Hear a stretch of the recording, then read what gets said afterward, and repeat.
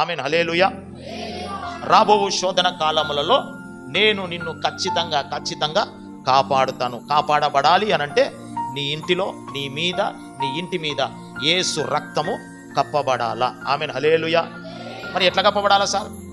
ఇప్పుడు ఎక్కడుంది రక్తము?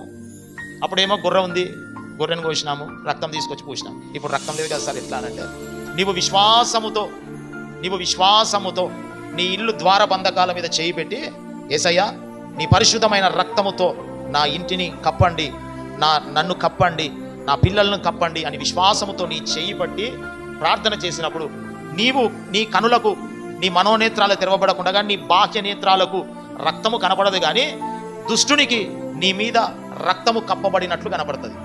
ఆమేన్, హల్లెలూయా. అర్థమైందని చెప్పేది. విశ్వాసంతో నువ్వు ప్రార్థన చేస్తే, విశ్వాసంతో నీ ఇంటి మీద చేపెట్టి ప్రార్థన చేస్తే, విశ్వాసంతో నీ పిల్లల తలల మీద చేపెట్టి ప్రార్థన చేస్తే, విశ్వాసంతో నీ బండి మీద చేపెట్టి ప్రార్థన చేస్తే నీకు కనపడదు రక్తం. నీ దగ్గరికి, నీ కుటుంబం దగ్గరికి ఏ శోధన, ఏ శ్రమలు రాకుండా ఉండాలి అనంటే, ఏ సంహారకుడు రాకుండా ఉండాలి అనంటే యేసు రక్తము ద్వారా నీవు కప్పబడాలి. నీకు కనపడకపోయినా నీ శత్రువుకు కనపడుతుంది. నీ శత్రువు ఆ రక్తాన్ని చూసి దూరంగా పారిపో.